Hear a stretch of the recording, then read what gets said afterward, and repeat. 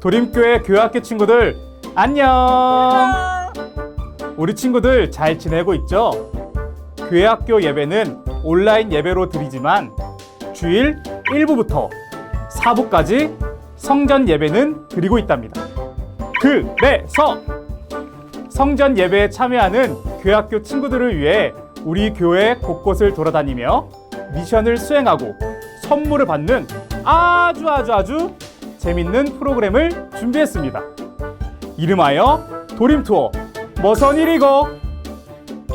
어떻게 진행되냐고요? 화면을 주목해서 봐주세요.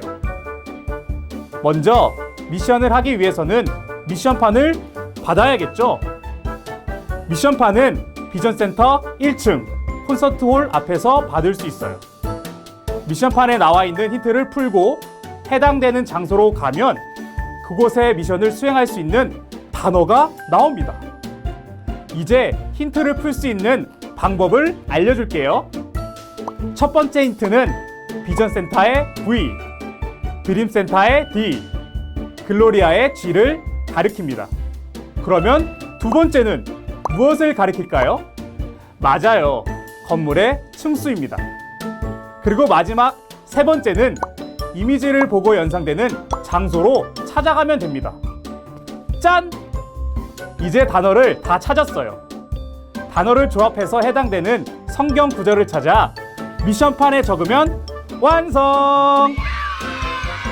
이제 선물을 받아야겠죠? 처음 미션판을 받았던 곳으로 다시 돌아오면 돼요. 비전센터 1층 콘서트홀 앞으로 와서 인증샷을 찍고 선물을 받아가세요. 미션을 성공한 친구들은 성경인물 나노블럭을 드립니다. 단, 나노블럭은 매주 50개 한정. 우리 친구들 서둘러서 오세요. 나노블럭을 못 받았다고 실망하지는 마세요.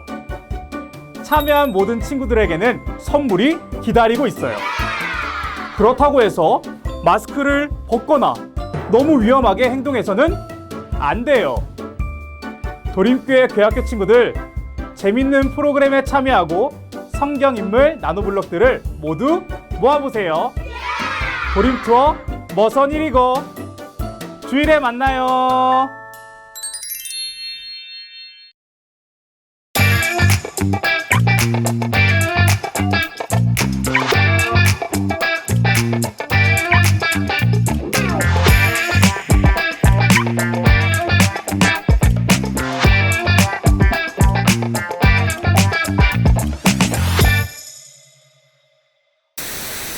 도림교회 중등부 고등부 여러분 안녕하세요. 중등부 김시온 전도사님입니다. 오늘은 3월 셋째 주 주일이면서 예수님을 생각하는 사순절 5번째 주일입니다. 예수님의 십자가 은혜를 마음속 깊이 생각하면서 다 함께 사순절 5번째 주일 예배를 하나님께 드리도록 하겠습니다. 사도신경으로 우리의 신앙을 하나님께 고백하겠습니다. 나는 전능하신 아버지 하나님 천지의 창조주를 믿습니다. 나는 그의 유일하신 아들 우리 주 예수 그리스도를 믿습니다. 그는 성령으로 잉태되어 동정녀 마리아에게서 나시고 본디오 빌라도에게 고난을 받아 십자가에 못 박혀 죽으시고 장사된 지 사흘 만에 죽은 자 가운데서 다시 살아나셨으며 하늘에 오르시어 전능하신 아버지 하나님 우편에 앉아 계시다가 거기로부터 살아있는 자와 죽은 자를 심판하러 오십니다. 나는 성령을 믿으며 거룩한 공교회와 성도의 교제와 죄를 용서받는 것과 몸의 부활과 영생을 믿습니다. 아멘. 예배를 위해 기도해 주시겠습니다. 하나님 아버지 감사합니다. 코로나19로 인해 중등부, 고등부 예배를 드리지 못하는 가운데 영상으로 예배할 수 있게 해주셔서 감사합니다. 오늘 영상으로 드리는 모든 중등부, 고등부 학생들의 예배가 마음을 다해서 하나님께 드리는 예배가 되게 해주세요. 오늘 듣는 설교 말씀으로도 우리가 한 주 동안 살아갈 수 있는 힘을 주시고 한 주 동안 학교에서, 학원에서, 가정에서 예수님을 따라 살아가게 해주세요. 예수님의 이름으로 기도합니다. 오늘 우리에게 주시는 하나님의 말씀은 누가복음 5장 17절부터 20절까지 말씀입니다. 바로는 가르치실 때 갈릴리의 각 마을과 유대와 예루살렘에서 온 바리새인과 율법 교사들이 앉았는데 병을 고치는 주의 능력이 예수와 함께하더라. 한 죽은 병자를 사람들이 침상에 메고 와서 예수 앞에 들여놓고자 하였으나 우리 때문에 메고 들어갈 길을 얻지 못한지라. 지붕에 올라가 기와를 벗기고 병자를 침상째 무리 가운데로 예수 앞에 달아내리니 예수께서 그들의 미정을 보시고 이르시되 이 사람아 내 죄 사함을 받았느니라 하시니. 하나님의 말씀을 듣기 위해 영상 예배의 자리 앞에 온 여러분들을 환영하고 축복합니다. 오늘 영상 예배를 통해서 여러분이 하나님의 말씀을 마음으로 듣는 시간이 되기를 바랍니다. 지난주 4장에서는 예수님께서 갈릴리에 있는 회당에서 하나님 나라의 복음을 전하시는 공생애가 본격적으로 시작되는 말씀을 보았을 거예요. 오늘 우리가 볼 5장의 말씀도 4장에 이어져서 예수님께서 공생애를 시작하시고 갈릴리 지역에서 사역하시는 날을 다루는 장입니다. 4장의 내용과 연속적으로 5장에서도 예수님께서 하나님 나라의 복음을 전하십니다. 5장 1절을 보니 무리가 몰려와서 하나님의 말씀을 들을새 계속해서 예수님의 인기가 올라가고 있나 봐요. 5장 1절부터 11절은 드디어 예수님께서 함께할 제자들을 세우시는 장면입니다. 또 12절부터 16절은 나병에 걸린 사람을 치료하시는 장면이 나옵니다. 이후로도 6장 후반까지는 계속 예수님께서 갈릴리 지역에서 하신 사역의 장면들이 나올 거예요. 그런데 5장 17절부터 조금씩 어떤 기미가 나타나기 시작합니다. 예수님께서 계속해서 하나님 나라의 복음을 전파하시면서 파격적이고 혁신적인 말씀과 기적들을 보이시기 때문에 기존에 있던 종교 세력들의 반대와 배척이 점점 드러나는 것을 볼 수 있어요.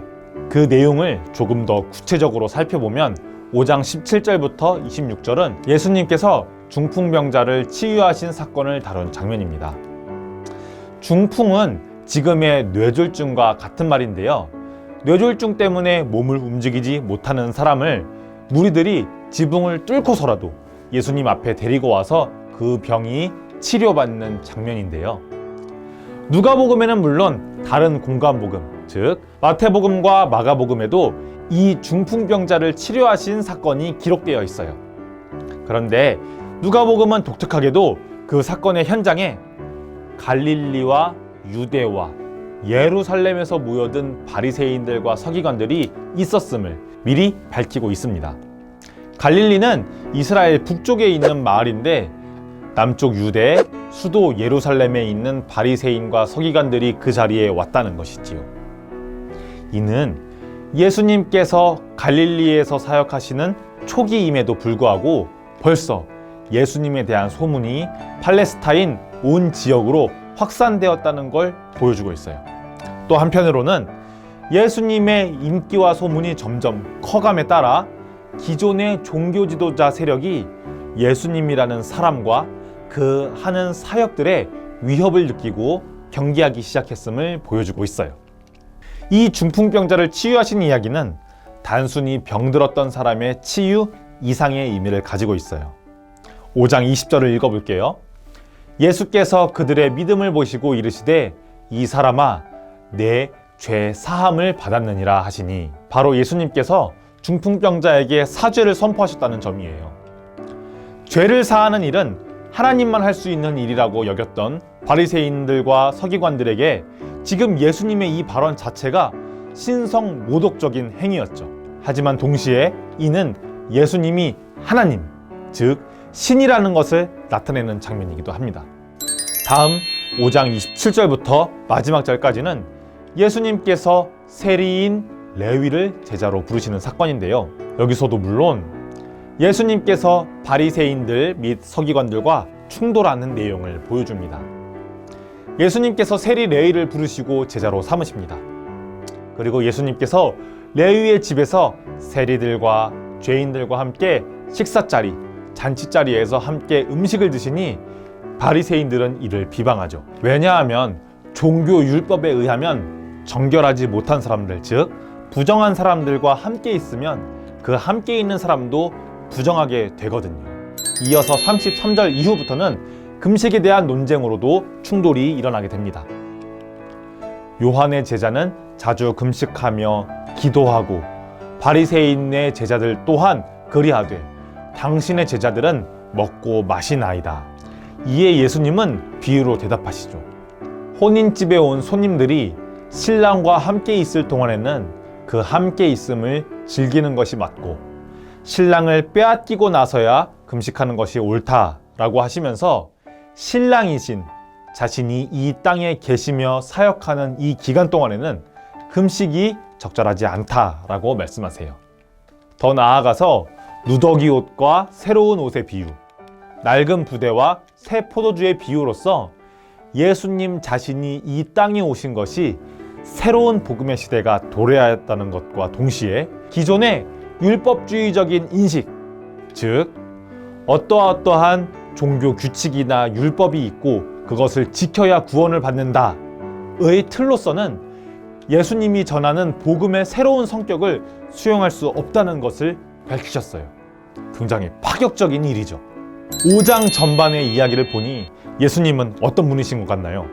참 예수님은 기존에 지켜왔던 형식과 전통을 안 지켰던 것 같아요. 지켜야 할 것들, 그리고 지켜왔던 것을 지키지 않으니 종교 지도자들은 미워할 수밖에 없지요. 그런데 있잖아요, 기독교는 어떤 제도화된 틀이나 어떤 특정 교리나 종교 행위로만 설명될 수 있는 것이 결코 아니에요. 기독교의 복음은 언제나 어두운 세상을 밝히고 죽은 사회와 죽은 사람의 영혼을 일깨우는 생명 그 자체랍니다. 여러분, 혹시 우리의 생각 속에도 우리가 속해 있는 기독교라는 것이 혹은 신앙생활이라는 것이 주일에 예배 참석하고 규칙적으로 헌금하는 것, 교회에서 하는 프로그램이나 봉사를 열심히 참여하는 것으로 규정하고 있진 않나요? 진짜 하나님 나라는 무엇일까? 예수님이 가르쳐 주신 대로 어떻게 실천해 나갈 수 있을까? 지금 내가 할 수 있는 사랑의 실천은 무엇일까? 같은 질문들은 외면하면서 제도화된 전통의 틀에 편안히 들어가 있는 내가 되지 않도록 여러분이 항상 자신을 되돌아볼 수 있었으면 좋겠어요. 만약 우리가 내 마음속 안에 예수님에 대한 소망이 있는지, 그분의 사랑이 내 말과 행동에 나타나는지 계속해서 되돌아보지 않고 그저 예배 시간이 되어서 예배에 참석하고 기도 시간이 되어서 눈만 감고 있다면 타성에 젖어 전통의 틀에 갇혀 그것 자체가 곧 신앙이라고 생각해버리는 바리새인이나 서기관 같은 종교인이 되어버리고 말 거예요. 오늘 5장의 예수님께서는 이러한 종교인들에게 진짜 복음과 진리가 어떤 것인지 몸소 보여주고 계신 거예요. 우리는 이러한 종교인이 되는 것이 아니라 정말로 여러분들 마음속에 예수님과 동행하면서 하나님의 나라를 꿈꾸는 그리스도인이 되어야겠어요. 여러분들 마음 안에 종교의 틀을 깨고 오신, 진리와 복음으로 다가오신 예수님이 함께하기를 축복합니다. 다 함께 기도하겠습니다. 하나님 아버지 감사합니다. 오늘은 누가복음 5장의 말씀을 보았습니다. 혹시 나도 속은 비어있는 채 겉 껍질로만 형식적으로만 신앙생활을 하고 있지는 않는지 되돌아봅니다. 내가 바리새인과 서기관은 아닌지 되돌아봅니다. 예수님, 나와 함께 해주시고 동행해 주셔서 나의 말과 행동, 삶을 통해 하나님의 나라가 세워져가는 그리스도인 되게 해주세요. 점점 부활절이 가까이 다가오고 있습니다. 남은 사순절 기간 동안에도 주님의 십자가 은혜를 생각하면서 하나님을 사랑하고 이웃을 사랑하는 중등부, 고등부 학생들이 되기를 원합니다. 예수님의 이름으로 기도합니다. 아멘. 주기도문으로 예배를 마치겠습니다. 하늘에 계신 우리 아버지, 아버지의 이름을 거룩하게 하시며 아버지의 나라가 오게 하시며 아버지의 뜻이 하늘에서와 같이 땅에서도 이루어지게 하소서. 오늘 우리에게 일용할 양식을 주시고 우리가 우리에게 잘못한 사람을 용서하여 준 것 같이 우리 죄를 용서하여 주시고 우리를 시험에 빠지지 않게 하시고 악에서 구하소서. 나라와 권능과 영광이 영원히 아버지의 것입니다. 아멘. 지금은 광고 시간입니다. 3월 셋째 주 광고 전해드리겠습니다. 중등부, 고등부 예배는 별도의 공지가 있지 않는 이상 계속 영상 예배로 드려집니다. 대표기도 말씀 봉독으로 예배에 함께 참여해 주시기를 바라요. 자발적 신청을 받고 있습니다. 참여 의사가 있는 중등부, 고등부 학생은 선생님 혹은 담당 교역자님께 연락 주시면 되겠습니다. 중등부, 고등부는 누가복음 쓰다 라는 필사책과 함께 말씀을 묵상하고 그 은혜를 나누고 있습니다. 매주 정해진 분량에 따라 쓴 친구들에게는 별 1개를 드립니다. 자신이 필사하는 모습 아니면 필사한 부분을 선생님께 인증샷으로 보내주시면 됩니다. 긴 필사의 여정을 걸어가는 여러분들에게 격려와 응원의 선물을 줄 예정이에요. 적극적으로 참여해 주시고 궁금한 사항은 담임 선생님 혹은 전도사님 혹은 고등부 목사님께 문자나 카톡으로 연락 주시면 감사하겠습니다. 이번 주에 필사할 부분은 누가복음 5장입니다. 여러분, 건강한 모습으로 다음 주 예배 시간에 만나요. 안녕.